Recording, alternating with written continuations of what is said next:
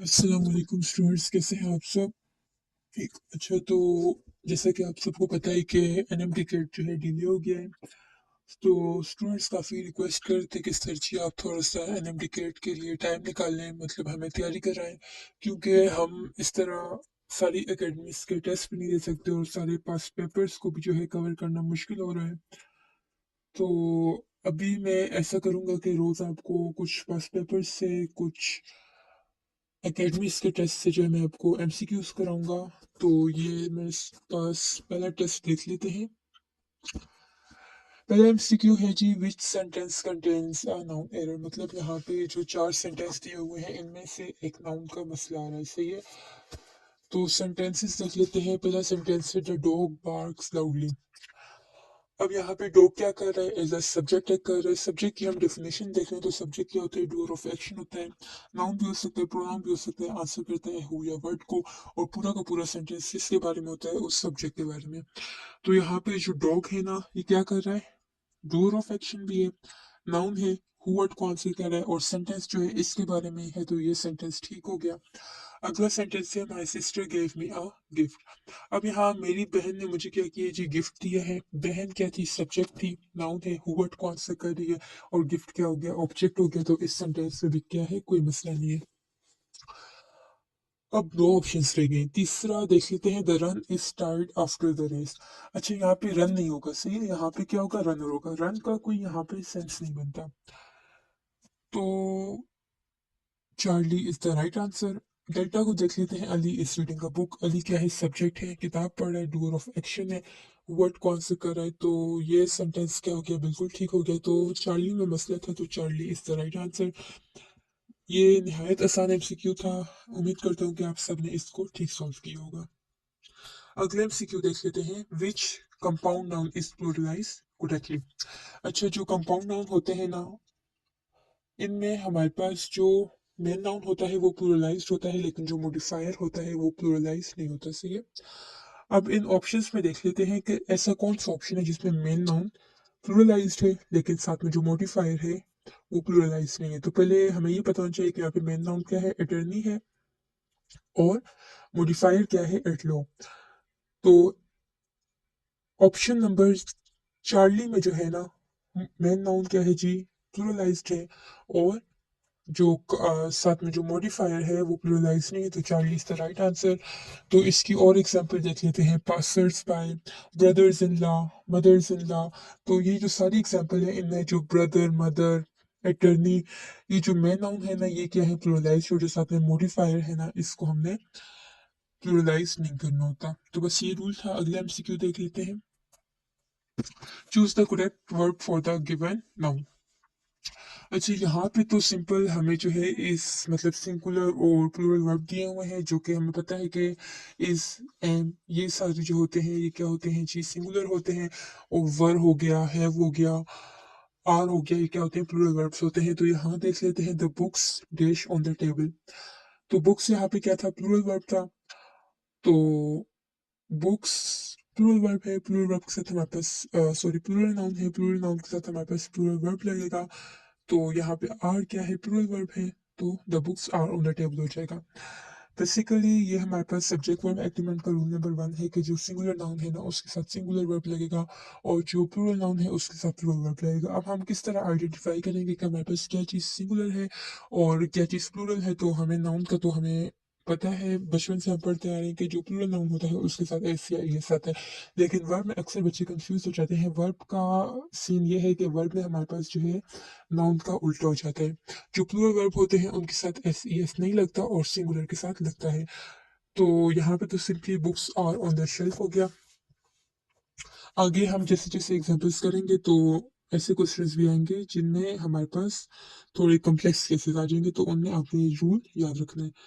अगला आ जाता है the team dash practising for the final. अच्छा, हमारे पास जितने भी जो ऐसे वर्ड्स जो कि एक मतलब जैसे हम बोलते हैं कलेक्टिव नाउन, तो उसके साथ हम हमेशा क्या करते हैं जी, सिंगुलर वर्ब लगाते हैं। तो यहाँ पे क्या हो जाएगा, the team is practising for the final. अब अगला एमसीक्यू देख लेते हैं, choose the correct subject verb agreement. अब मैंने आपको अभी रूल बताया था, रूल नंबर 1 के सिंगुलर के साथ सिंगुलर वर्ब और प्लूरल नाउन के साथ प्लूरल वर्ब, तो वो रूल यहाँ पे लग रहा है।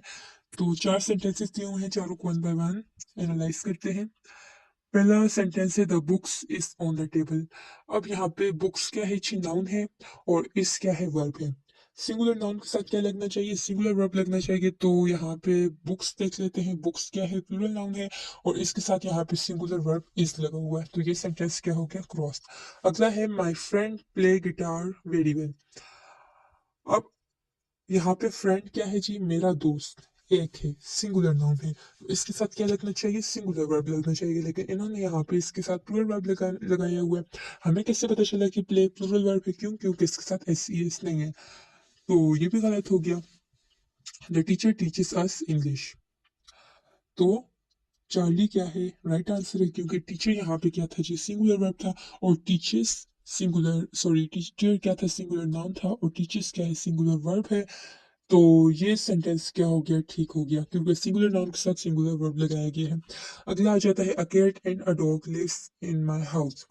अच्छा, ये कौन सा रूल है जी, ये है जी सब्जेक्ट वर्ब एग्रीमेंट का रूल नंबर 4। अगर आपको रूल्स के बारे में पढ़ना है मुझसे, तो आप मुझे कमेंट सेक्शन में बता दें, मेरे पास मैं आपको पढ़ा दूंगा वो रूल्स। तो ये रूल नंबर 4 है। रूल नंबर 4 क्या कहता है कि अगर हमारे पास सब्जेक्ट में, सॉरी, सेंटेंस में दो सब्जेक्ट यूज हो गए, सही है, अगर उन दोनों सब्जेक्ट के पीछे कोई आर्टिकल या कोई पोजेसिव एडजेक्टिव यूज हुआ है, तो फिर हम क्या करेंगे, प्लूरल वर्ब लगाएंगे। लेकिन सिर्फ एक के पीछे आर्टिकल या पोजेसिव एडजेक्टिव यूज हुआ है, तो फिर उस केस में जो है सिंगुलर वर्ब लगेगा। मतलब अगर जब दोनों के साथ जो है पोजेसिव एडजेक्टिव या आर्टिकल लग जाता है, इसका मतलब होता है ये दोनों अलग अलग चीजें। लेकिन अगर एक के साथ लगता है, मतलब जो सेंटेंस है, वो दोनों जो सब्जेक्ट है वो मतलब एक ही है, सही है। तो यहाँ a cat and a dog, हमारे पास अ कैट और डॉग दोनों के साथ आर्टिकल लगा हुआ है, सही, दरमियान में एंड में इनको सेपरेट किया हुआ है। तो ये कौन सा सेंटेंस हो गया, कंपाउंड सेंटेंस हो गया। और ये हमें बता रहा है कि ये दोनों जो कैट थी और डॉग थी, ये दोनों क्या है, अलग अलग चीजें हैं, तो इनके साथ क्या लगेगा, प्लूरल वर्ब लगेगा। लेकिन जो लिव्स है, ये क्या है, सिंगुलर वर्ब है, तो ये सेंटेंस भी क्या हो गया, गलत हो गया। तो चार्ली क्या था जी, राइट आंसर था, क्योंकि उसमें सिंगुलर वर्ब के साथ सिंगुलर नाउन था। अगला सेंटेंस है, यहाँ पे जो है किस सेंटेंस में अनकाउंटेबल नाउन है। पहला सेंटेंस देख लेते हैं, she drink the water quickly, उसने जल्दी से पानी पी लिया। अब इस सेंटेंस में स्पेसिफाई नहीं किया जा रहा कि उसने कितना पानी पिया है, उसने एक घूंट पिया है, उसने एक ग्लास पिया है, या एक बोतल पी है, ये जितना भी पिया है हमें नहीं पता, इसलिए हम उसको काउंट नहीं कर सकते। तो इस ऑप्शन को फिलहाल साइड पे कर देते हैं। अगला जो ऑप्शन है वो क्या है, द स्टूडेंट्स रोट एन ऐसे, बच्चों ने, जो तालिब इल्म थे, उन्होंने क्या लिखा जी, एक ऐसे लिखा, ऐसे एक था, हमने उसको गिन लिया, तो क्या हो गया, काउंटेबल हो गया। ही बॉट टू लैपटॉप्स, उसने दो लैपटॉप्स खरीदे, तो यहाँ दो लैपटॉप्स थे, तो ये काउंटेबल थे, तो ये भी नहीं है। A tiger Rome the forest, यहाँ एक टाइगर है, दो है, तीन है, हम अगर यहाँ पे अमाउंट जो है स्पेसिफाइड ना होती, तो हम बोलते कि ये अनकाउंटेबल। लेकिन यहाँ पे बोलोगे कि एक टाइगर था, तो ये क्या हो गया, काउंटेबल हो गया। तो alpha is the right answer. अगला एमसीक्यू देख रहे हैं, यहाँ पे कौन सा ऐसा वर्ड है जो कि एज अ सब्जेक्ट भी है, एज अ एब्स्ट्रैक्ट नाउन भी है। Freedom demand responsibility from every citizen. तो यहाँ पे आपका टेस्ट है कि आपने मेरी बात को कितना पिक किया था। सेंटेंस की डेफिनेशन देख लेते हैं। सेंटेंस की डेफिनेशन क्या थी, विच आंसर्स हु और what, who is the doer of action, and it may be noun and pronoun, and the whole sentence is about the subject। ये चार बातें हो जो है सब्जेक्ट की कैरेक्टरिस्टिक्स आ गई।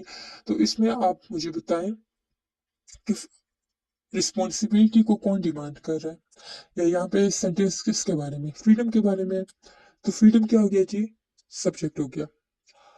अब फ्रीडम जो है, क्या हम आज़ादी को देख सकते हैं, नहीं देख सकते, तो ऐसे चीजें जिनको हम नहीं देख सकते वो क्या होती हैं, एब्स्ट्रैक्ट होती हैं। तो alpha is the right answer. अगला एमसीक्यू देख लेते हैं। यहाँ पे जो है कौन सा कलेक्टिव नाउन जो है सिंगुलर फॉर्म में यूज हुआ है। तो कलेक्टिव नाउन क्या है, जो कि ग्रुप ऑफ पर्सन या थिंग्स को क्या करे, रेफर करे। तो यहाँ पे हम देख लेते हैं सारे सेंटेंसेस को। पहला सेंटेंस है the teams were warming up before the match. अब टीम्स क्या है, बहुत सारी टीमें। तो ये तो काफी सारे, मतलब कलेक्टिव नाउन मतलब एक टीम होती है यहाँ पे, तो हम इसको बोलते हैं कि ये एज ए सिंगुलर फॉर्म है। लेकिन बहुत सारी टीम्स है तो ये एज ए सिंगुलर फॉर्म नहीं है, तो ये ऑप्शन गलत है। अगला है the books are on the table, किताबें टेबल पे पड़ी हैं। तो ये भी जो है सिंगुलर नहीं है, प्लूरल है। हिज आइडियाज वो रेवोल्यूशनरी, यहाँ अगर होता है कि हिज आइडिया वाज रेवोल्यूशनरी, तो तब हम बोलते हैं कि ये क्या है, एज अ सिंगुलर फॉर्म है। लेकिन ये यहाँ पे क्या है, हिज आइडियाज है, तो ये प्लूरल हो गया। आखिर है the crowd was cheering loudly, crowd क्या है जी, लोगों का एक हुजूम है। तो ये सिंगुलर फॉर्म में यूज हुआ है, तो हम बोलेंगे कि क्या है, राइट आंसर है। तो delta is the right answer. अगला एमसीक्यू देख लेते हैं। In which sentence is noun used adjectively, adjectively. अच्छा, एडजेक्टिव क्या होता है, जो कि नाउन को मॉडिफाई करता है। अब हम देखेंगे कि यहाँ पे किस वर्ड ने जो है नाउन को मॉडिफाई किया। पहला है द स्टूडेंट्स स्कोर्ड वेल, यहाँ सिंपल जो है, सिंपल नाउन है स्टूडेंट्स, तो कोई मॉडिफायर यहाँ पे यूज नहीं हुआ, तो ये ऑप्शन सही नहीं है। अगला देख लेते हैं। She bought a silk dress. अब उसने क्या दिया जी, एक ड्रेस दिया जो कि सिल्क का बना हुआ था। सिल्क ने क्या किया, ड्रेस को मॉडिफाई किया, सही है। ऐसे एडजेक्टिव यूज हो रहे हैं, वो ऐसे ही बोल सकते थे हम कि शी बॉट अ ड्रेस, लेकिन हमने ऐसा नहीं बोला, हमने बोला सिल्क ड्रेस। हमने उस ड्रेस को थोड़ा सा हमने बताया, उसकी डिटेल्स दी। तो ये क्या हो गया जी, राइट आंसर हो गया। अगले दो ऑप्शन चल लेते हैं। They were tired after the exam. Exam यहाँ पे जो है सिंपल एज अ जो है नाउन यूज हुआ है, तो इसमें भी एडजेक्टिव नहीं। The professor entered the room, professor कमरे में दाखिल हुआ। यहाँ पे भी जो है न प्रोफेसर किसी चीज को मॉडिफाई कर रहा है, न रूम किसी चीज को मॉडिफाई कर रहा है। तो ये ऑप्शन भी क्या हो गया, गलत है। तो beta is the right option.